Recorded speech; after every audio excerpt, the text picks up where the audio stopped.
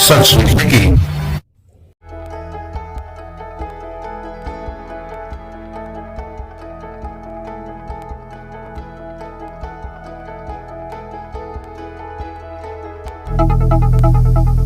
हजरत ख्वाजा मोइनुद्दीन चिश्ती यानी कि ख्वाजा गरीब नवाज रहमतुल्लाह अलैह की 811वें उर्स की शुरुआत हो चुकी है।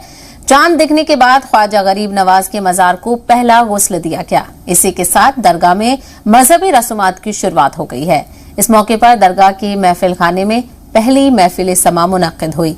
दरगाह के शाही कव्वालों ने सूफियाना कलाम पेश किए। दरगाह दीवान की सदारत में हुई इस महफिल में अकीदतमंदों ने कसीर तादाद में शिरकत की। देर रात तक चली इस महफिल में अकीदतमंद बाअदब बैठे रहे।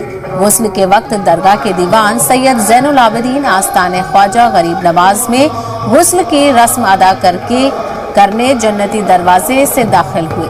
दुआ के साथ महफिल का इख्तिताम हुआ।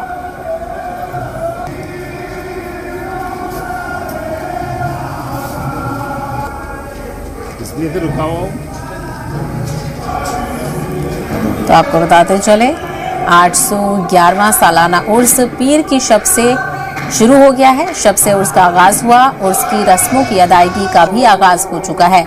रजब का चांद नजर आने पर जन्नती दरवाजा खोला गया। सूफियाना कलाम और शाही कव्वालियों का दौर भी जारी रहा।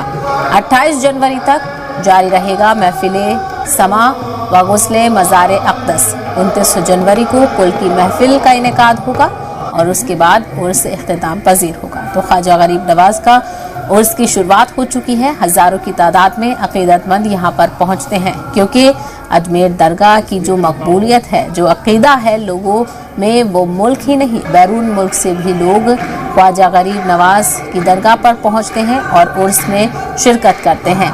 महफिलों का समा भी देखने को मिल रहा है। 28 जनवरी तक महफिलों का समा जारी रहेगा और 29 जनवरी को कुल शरीफ भी होगा।